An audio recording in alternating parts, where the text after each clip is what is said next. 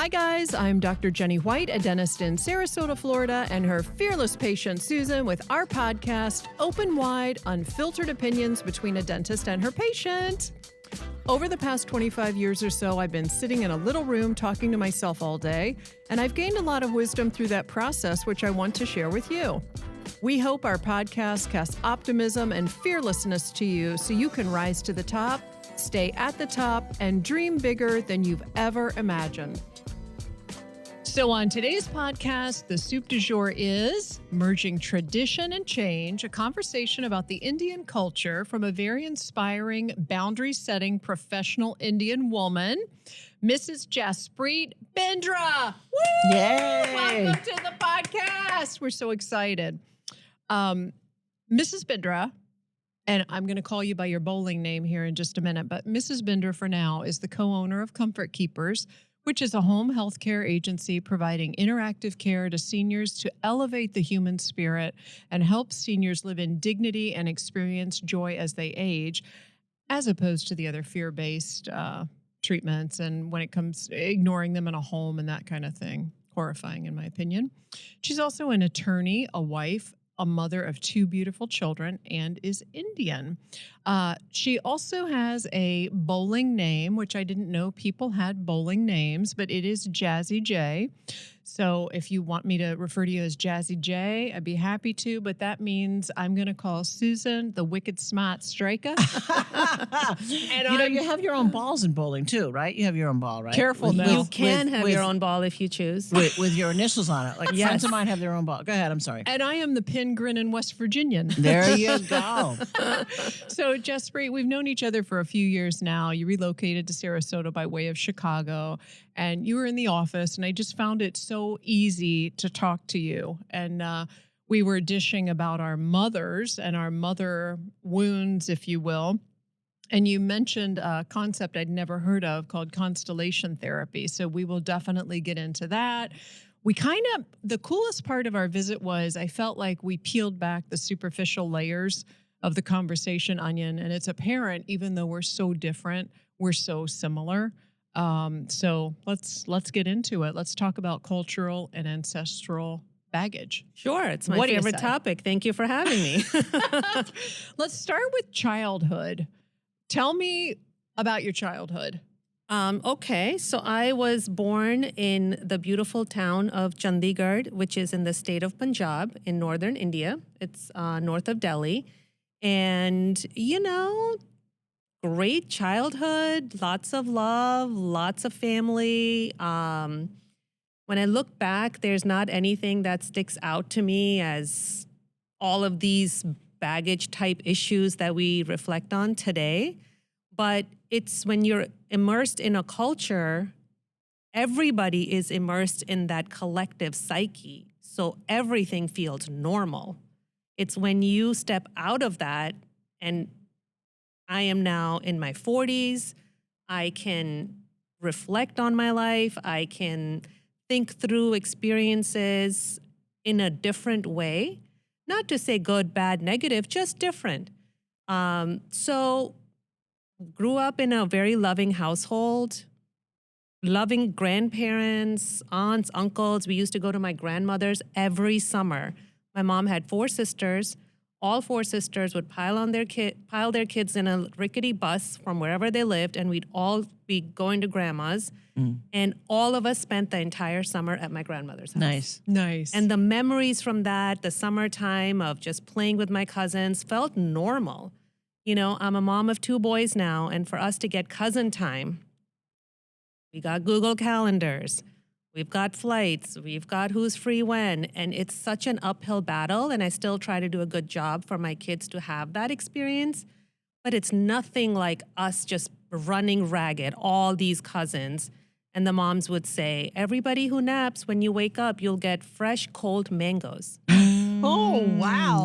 Indians are obsessed with mangoes. Yeah. There's over 1,000 varieties of mangoes that come through each summer. So you have to just keep it moving every week if you want to get a different variety. So we'd all just be like, yes, we're going to nap. And then we'd watch all the moms just doze off. And we'd go find the bucket with cold water and ice and start eating the mangoes. And these are the memories I have from my childhood that are just so loving Yeah. and so sweet. And it feels like such a different time. I was And- going to say it was a different time. It was such a different time, and now we're supposedly all so connected with the internet and our global society, and yet how many of us are truly connected to even ourselves?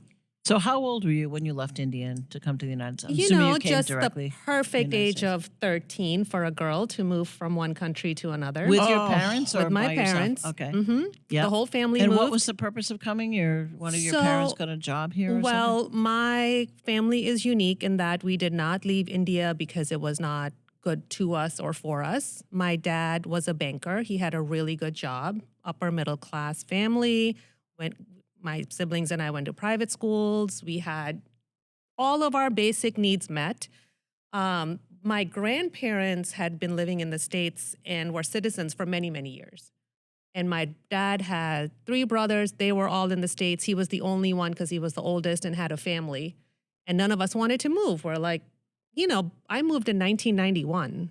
Like, I only knew Michael Jackson and Madonna. something? I love that. And nothing else about the U.S. Wow. 'Cause- That's all you need to know. Yeah. That's really So been when the people 90s. say like, oh, come to an 80s party, I'm like, oh, tell me what songs to listen to before I can come,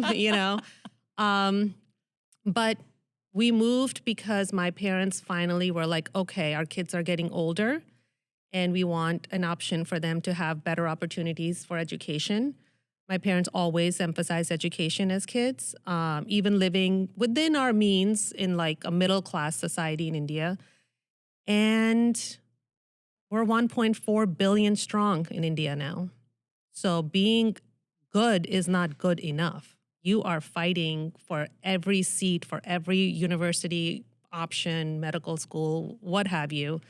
And they thought it might be easier for us to have these opportunities in America. So we all got put on a plane. I was going to say you got back on the bus. And, we moved here in 8 suitcases, one of which was full of curtains because my mom heard that drapery was expensive in the U.S. Interesting. One was filled with dishes because dishes are expensive to buy. So they brought the basics. So, it's funny when I hear my friends over the years talk about heirlooms or my grandmother's this or my great-grandfather's that. I came to a place where I started to say, look at who you're talking to. Mm. Like, I don't give 2 shits about your grandmother's heirloom throw or rug or whatever. We put all our belongings in this one giant trunk that we thought we would come back for. But by the time we went back for it, it was like all the bugs and moths and whatever had gotten to it, and it was all trash. Mm. So on the one hand, that's really sad. On the other hand, I am completely detached from material it's things. a cleansing. Yeah. So I have moved a lot in my life, and I can just leave things behind. I happen to be married to somebody who's the opposite. So he will sit with every item and think back and touch it and feel it. And I'm like, peace. I'm going to the bar to say goodbye to my friends because I'm not going to see them. And that's healthier, I think. Don't you think? Well, yeah. I mean, I've learned to respect his point of view on that. It's because I didn't have it, so I didn't value it. And he's also an immigrant, and he has his own story. And for him, he feels connected to people in his life through the things. And he's Indian too. He is Israeli. Israeli. Okay. Mm-hmm. I think there's value to both sides, as you said. I think Yeah. seeing the point of each side, there's value in that. Not saying my side, my way is better and I can let go and I can move on, or they're both valuable. Yeah. And there's a lot to learn from both. Totally. I mean, our last move, he wanted to touch everything that he wanted to pack. And I said, well, you can do that because I'd like to hire movers and they can pack. And we left Chicago. We were there for 15 years. And when we decided to move, it happened very quickly during COVID. And I went out every night to see different friends who I could see, who would see me during COVID, to say goodbye, because I am a people person. And for me, that was more important. And so we found a good balance where he did it, but then he did it. He packed everything. And then you're now living in the United States of America. Mm-hmm. Love my country. We are materialistic. We are a materialistic, landfill full Mm-hmm. country.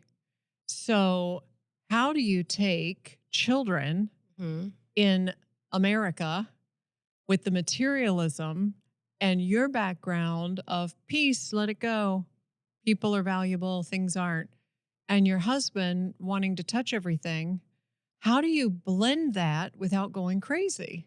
It is hard. It is hard. To be fair, it's not just our great nation of the United States of America. I think globally, we're much more materialistic now. India is no different. It's no exception in terms of what is available. People are rising with their jobs and their income, and they want to spend money. And what do you spend money on? You know, things, cars, clothes, going out. For me, it was really important to raise kids with meaning in this crazy time that we live in, regardless of whatever country you live in. Because short of us having a point of view on how to raise our children, there is Target. They just want to go to Target and spend a bunch of money. Or there's video games, or there's this vastness of internet that will suck your kids in. A lot of pressure. Yeah, A lot peer of pressure. Yeah. And it's like, oh, you don't understand. My friends are doing it. You know, I'll tell you a quick story. My little one is obsessed with a cell phone since he was 6 or 7. And he's how old now? He's turning 12 tomorrow. Happy birthday. Happy birthday, Jay. He has been on my case for 6 years. Phone, you know. And I said to him, I was like, Jay, you have to understand, like when Papa and I were growing up, like we didn't have any of this. So I know you can do it because we were able to do it. And he's like my sage. Like I learned so much from him. And he said, let me ask you a question, Mama. Did everybody else have phones and you didn't? And I was like, no. He's like, well, did everybody have these toys that you didn't? And I was like, no, we were all in it together, you know? And he goes, well, all my friends have a phone. Mm. And I'm the only one without a phone. See, I would think from a parent's point of view, you'd want your kid to have a phone because you can follow him, you can track him, you can reach him. It seems to me, I don't know, like to figure out where he is. Or I don't care. Okay, I find that follow No. the people, I find that creepy. I had a patient the other day who told me that he follows his wife and she follows him. And I'm like, no. I'm not what is talking that about that. I'm talking about parent to child. That's Yeah. the thing. Yeah. I would Well, I give my think kid we a phone live for sure. in this like heightened state of fear. Like to me, I'm like, what's going to happen if he doesn't have a phone? So my older one recently got a phone. He's 14. So, okay, like he's starting high school. We held off as long as we could. He finally has a phone. And he would get lost. And I would get a call from a random number. And he would say, hey, I walked too far. This person let me use their phone. I'm over here. And we'd just go get him. I fully understand living in America. This is going to shock some people because how could you like let your child out of your sight? How can you? But that's what's building character for them. They're learning, you know, stranger danger is one thing, but if you're in a real situation, you can go ask an adult for help. And I would be like, go to like a mom with kids so it's not some creepy dude. Like, I mean, I'm aware of our surroundings, but at the same time, teaching them to have a point of view, common sense, safety. Yeah. And having to practice it.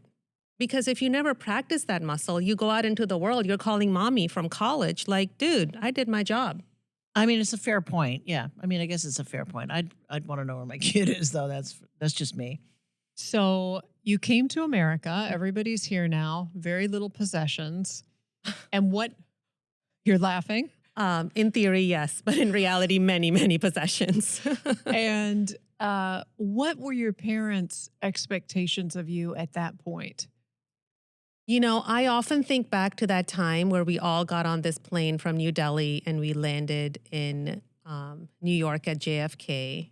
And I reflected on that flight so many times over the years, what my parents had hoped and dreamed and desired and feared. And as a parent, I can put myself in their shoes.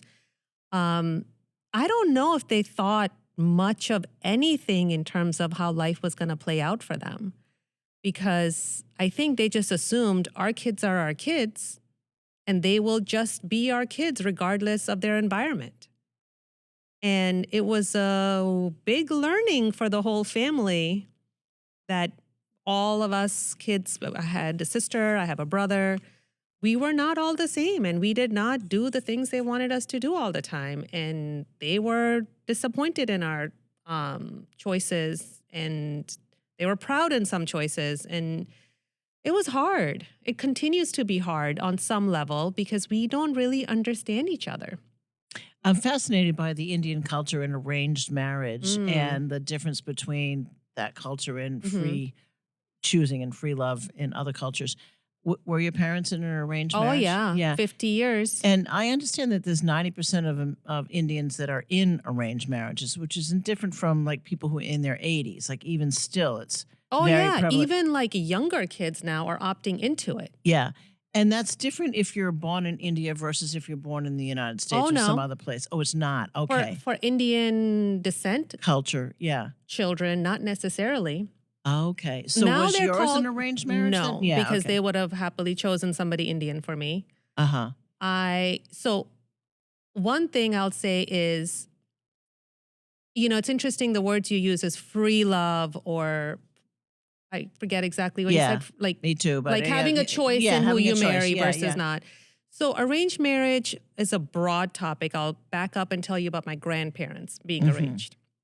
My grandfather was 6'2", super handsome, player back in the day. Okay.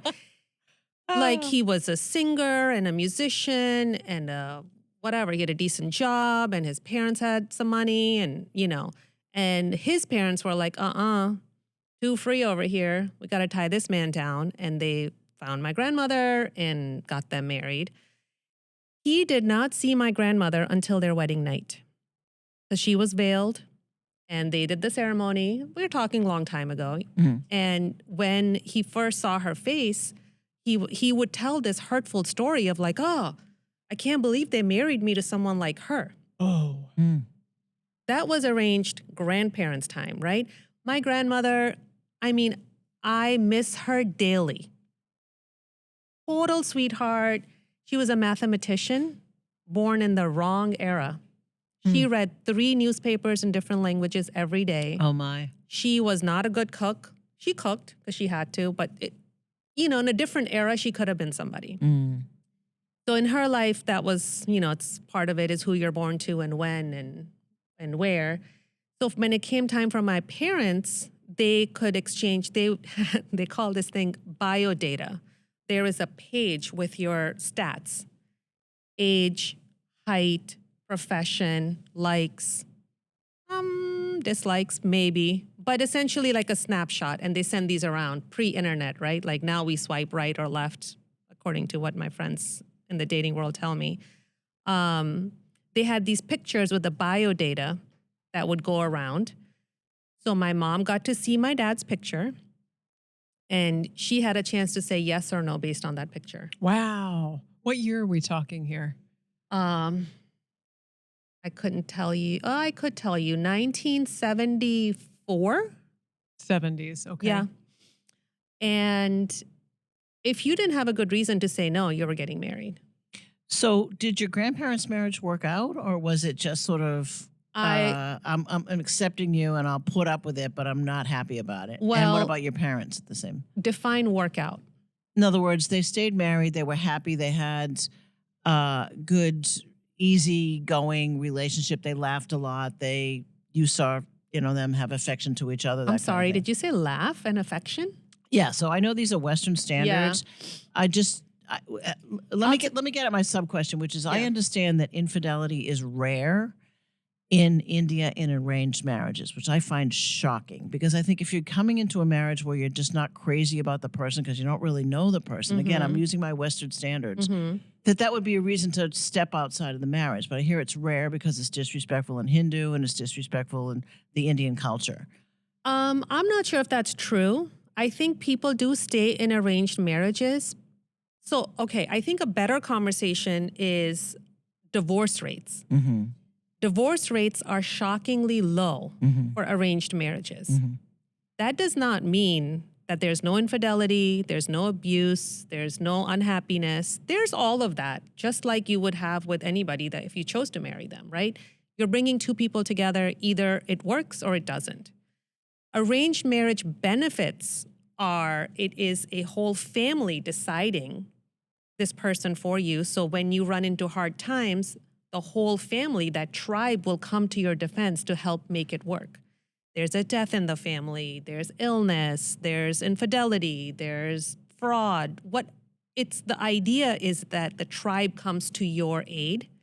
Whereas we live in a hyper individualistic society in the US, where it's me, mine, my desire over my family. I don't owe anything to my family. And vice versa. Parents sometimes at 18 are like, okay, we did our job. Bye-bye. Good luck to you. Which is like unheard of, right? In India.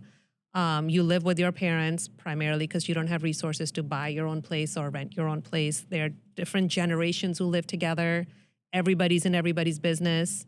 So I'm sure there's infidelity. It's just not necessarily top of mind because they want to keep the unit together above all else. And yet you decided not to go into an arranged marriage, and that would have had to have been a conscious decision and a discussion you had with your parents, I would guess, right? Before we do that question, I have to ask a question.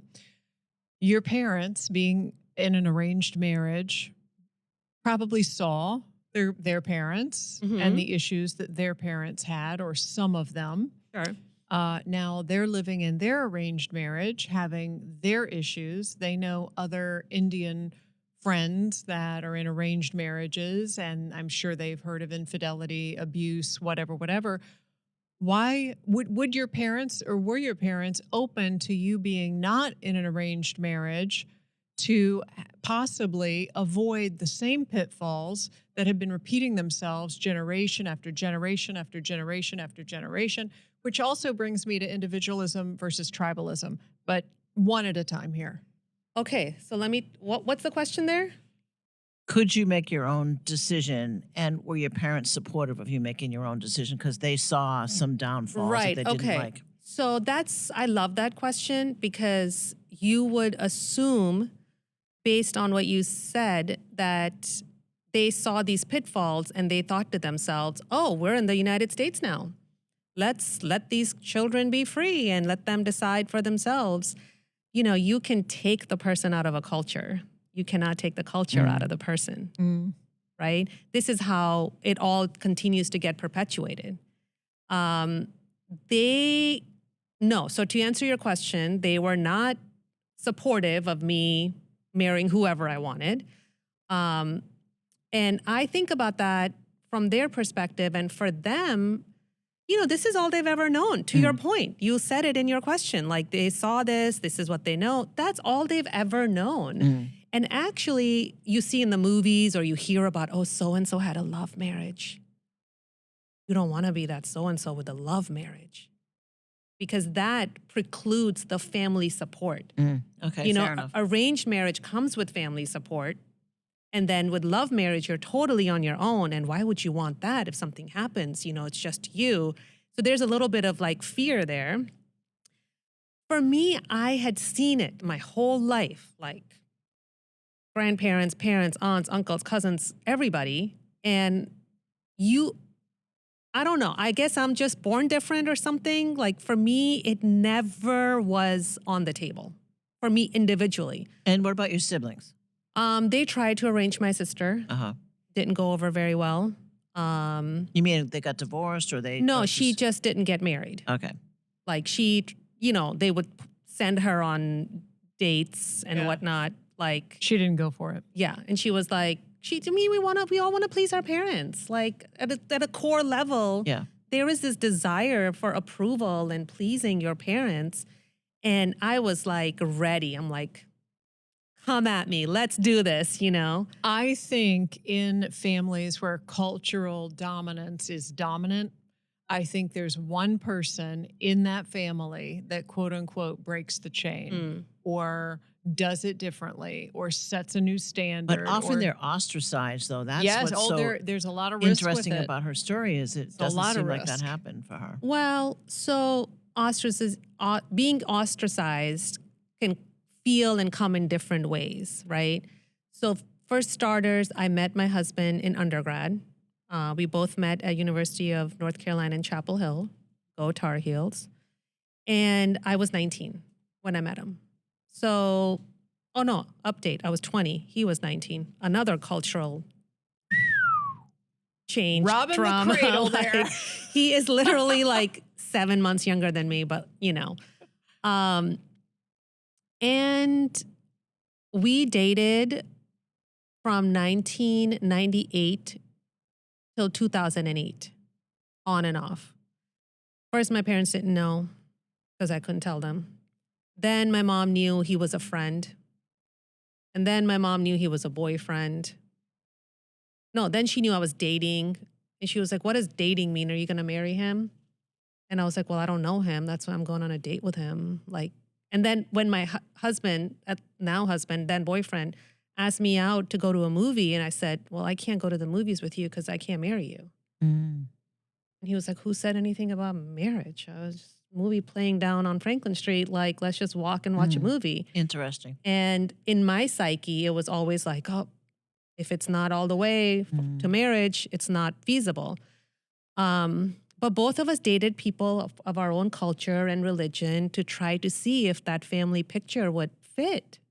You know, like I wanted that. I wanted the hoopla. The Indian weddings are amazing. I wanted the 5-day affair and feel happy and wear all the outfits and all of that. But really, at the end of the day, I wanted somebody who understood me, who I could talk to, who would support me in the things that I wanted to do.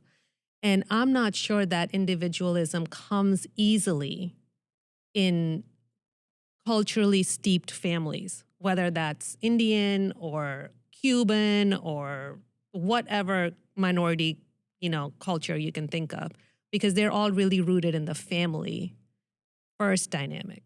So yeah, it wasn't easy, but I knew for me that was the path that.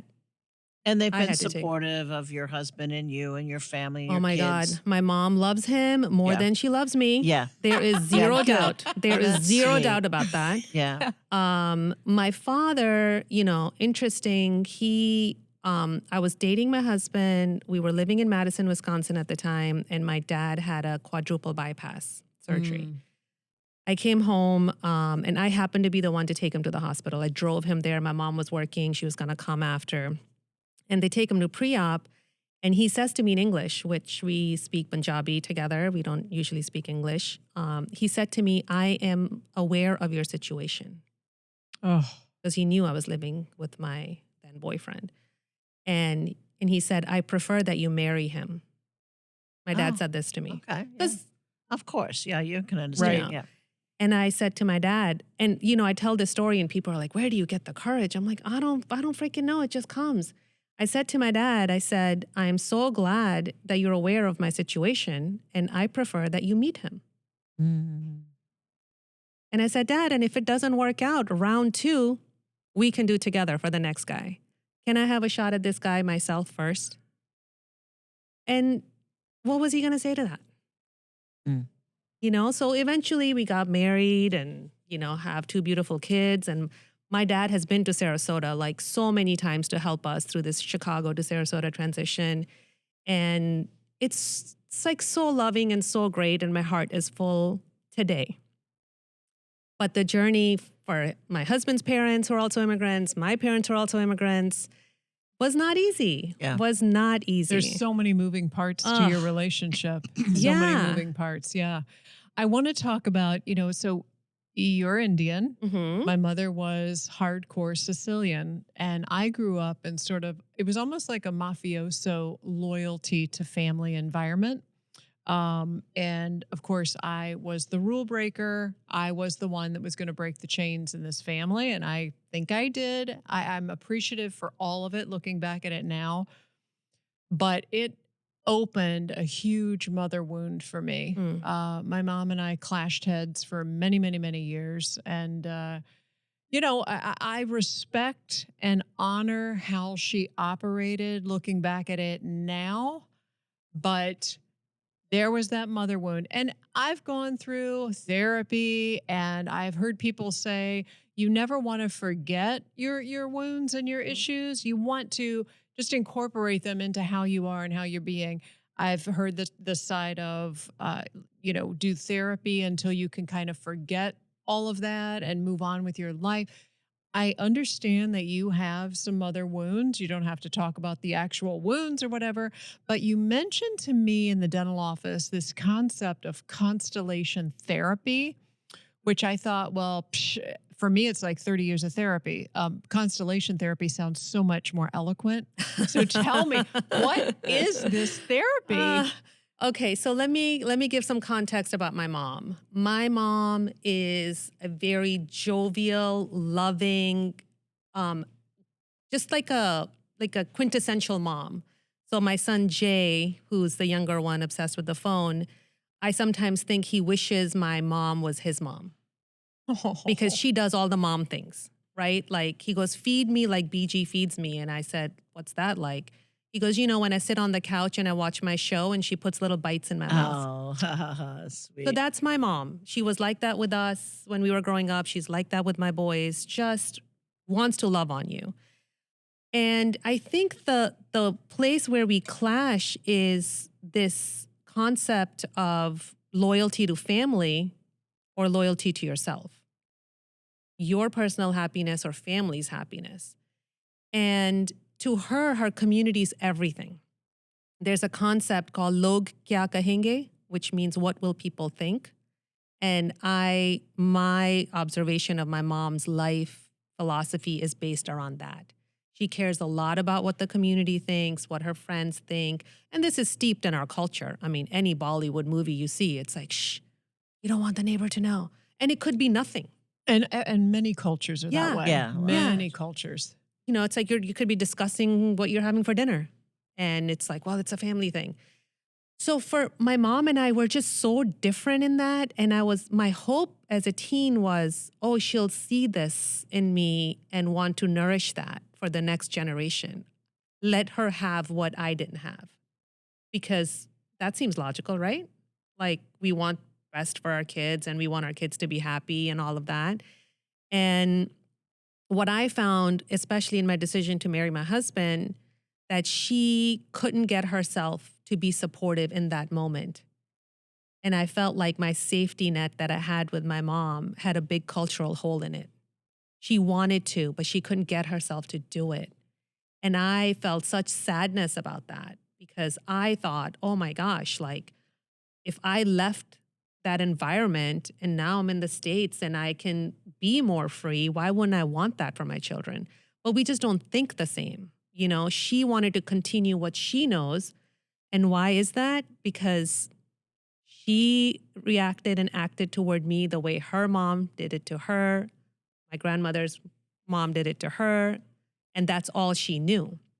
So this concept of constellation therapy is going back 6 to 7 generations and seeing where that break occurred. Was there a family member, like we were talking about, you were the mold breaker in your family. I am the one in my family. Were there others that we don't know about? Like our history especially is not documented because we're, immigrants from a different country. Like people don't even have legit birth certificates until like the 70s, And you don't have any heirloom items from grandparents either. Actually, my grandmother, while she was alive, I visited her one time and she gave me a necklace of hers. Oh. And I wear that for any meaningful occasion in my life. That's wonderful. And, things help you feel connected, but also like we believe in reincarnation. And what's the word I'm looking for? Cremation. Sorry, let me back up. We believe in cremating our dead. So we don't have a place to go to talk to those who've passed, like in the West with burials. A physical site. A physical site. It's so existential, like ashes to ashes is literal, right? So I feel the same way with things because what is a thing? A thing connects you to the person. A thing makes you feel a certain way about a person. Can you do that within yourself and your mind and your heart? instead of having a place to go visit somebody and saying, today I am going to think about my grandmother from 12 to 12:30, you know? What were we saying? What? Constellation therapy. Constellation therapy. I'm Yeah, like, where were we? no. Well, I'm just wondering with constellation therapy, is there a therapist you see to do this, or is this something you do on your own? Oh, so I have done. How does this work? Is there a class you take, or? These are all great questions. I actually have been taking a class for the last few years. I'm about to graduate in a month. It's got a very long, complicated name called APCT, Advanced Psychosomatic Character Therapy. And it's with a practitioner in Chicago, because I live there. I know this practitioner, and it's a monthly class that I took over these last 3 years. I flew back every month to be in person for this class. And I just am kind of like doing a few years on myself. Like, you know, I called it a semester on Jaspreet initially, and it's turned into 3 years, and who knows. And I have learned so much in this class. It's like energy healing class. And my eyes have been open to so much more that's out there, because, you know, I just felt so alone at times, thinking it's me. It's just all in my head. It's happening to me. It's one person. But the more you look out and the more you see, it's like, it's not just you. Like, we're all born with our DNA, and it's handed to us when we're born. And we think, oh, it's our fault that we can't overcome something. But maybe it's generational. Maybe it's ancestral. Maybe nobody could overcome it. Maybe nobody tried, and like, I'm trying and I still might not overcome it. But this constellation therapy idea has like opened up what else is possible for why I live my life the way I do today in 2025. So I actually saw a practitioner in Chicago for this. He's great. His name's Anthony. And he does it over Zoom. He does it in person. And I remember going to him and being like, what are your credentials? Why am I here to see you? He was like, I don't know, because you made an appointment to come see me. And by the end of that session, I'm crying in this man's arms. Mm. And you know, another thing I would think constellation therapy does for us is it takes the pressure off of, what am I doing wrong? Why am I a bad person? Da, da, da. This could be something that happened generationally many moons ago, that we are just peeling that onion again back. So this goes back to what we were talking about earlier with tribalism and hyper individuality. Yeah. Here we think, oh, well, I can't do this because it's me. You know, like in other cultures, it's like, well, none of us can do it, so don't worry about it. You know, I have a personal story about that. I was married to a Turkish guy for 30 years, and his mother and I had a very uneven, very shaky relationship the entire 30 years. And in the beginning of our marriage, I was like, why? Like, what? Like, she can see that he's happy. Like, why are you so unhappy about this situation? And I think it's because it's rooted in culture. And she wasn't expecting that he would marry an American girl who had moved to the United States. And of course, we approached things very differently than she would have done in her generational thinking. Yeah. And I've got to believe it's that. Oh, yeah. Because and you know, it was oral tradition back then. Yeah. Like, everything was told, nothing was written, nothing was like, and they just did what they saw. Yeah. Like, when I had my first son, my mom came to visit and she would tell me things to do with the baby. And I would say, well, why should I do that? Like, what's the reason? Yeah. Right? Like, you tell me to do something, Susan. I'm like, well, okay, but why? Yeah. Like, very innocently. And she's like, well, I don't understand why you're questioning everything. Like, we just did what we were told. Yeah. And she's like, you have Google. Why don't you go ask Google? Like, Mom, it's not between you and Google. It's just, I've never had a baby. Like, why are we doing some of these things? Because I'll give you a quick example. In India, when a baby is born, they put a touch of honey in their mouth for their life to be sweet. Oh, interesting. That's really sweet, lovely. Actually. Yeah, that is lovely. And in the U.S., it can cause botulism and kill the child. Because how honey's processed and what the pediatrician tells you. Like, I am listening to the doctors, right? And she's upset that I'm not. My grandmother on the phone was like, who's going to put honey in the baby's mouth? And my mom's like, somebody will do it. Don't worry. You know, I appreciate the sentiment. It's just that I don't live there. our honey is processed differently, Mom. I don't know what to tell you. Right. But I think you're right. Yeah. It's just what they know and what they've seen, and anything different is assumed not good until proven otherwise, I think.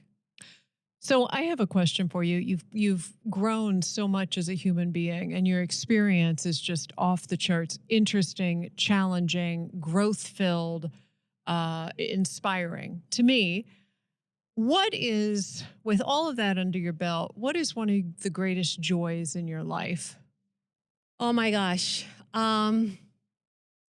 You know, I went from like a ragey 20-something-year-old to like a less ragey 30-something-year-old to this mid-40s woman who can look at life with context and perspective. And it is beautiful for me to put my life in this context and appreciate everything. You know, like my parents, like they love me. I have no doubt that they love me. And I feel for them because their wishes and dreams also didn't transpire like that they had hoped for their children. That's sad. I mean, for me, that's sad for them. I mean, not sad enough to marry a guy they wanted me to marry, but it's still sad. So when I sit back now, it's, you know, we've been married going on 17 years now, and I can have a laugh with my in-laws. I can have a laugh with my parents. We can sip whiskey. We can drink chai. We can all sort of feel like we belong at the table. Whereas I felt like I was fighting for so long to have a seat at that table, but I've had a chance to change the table settings and invite different family members to join me in that. And slow and steady, they have come along. And to me, that's so joyous because in many families, it's all or nothing. Yeah. You do what we say, or we don't speak to you again. Yeah. It's like this conditional circle of love. That was my family. And so to hear you say you're able to sit at the table with all the different views, with all the different people, with all the different characters, and feel love and support from them and from you to you is an amazing place to be in. And with that being said, I would like to thank everyone for listening to this amazing podcast. I learned a ton, Jaspreet, or Jazzy J. And I want to thank you for being here. This has been very, very meaningful. And I want to remind all of our listeners that no matter your cultural differences, you can rise to the top, stay at the top, dream bigger than you've ever imagined. Thank you so much. Thank you, Dr. White, for having me. Thank you, Susan. It was such a pleasure to be with you. Thank you. We thank you for listening and hope you enjoyed this podcast. If you did, please share this show with friends and family and subscribe to our YouTube channel. This way, you'll never miss weekly drops. Stay strong, dream big, and floss your teeth.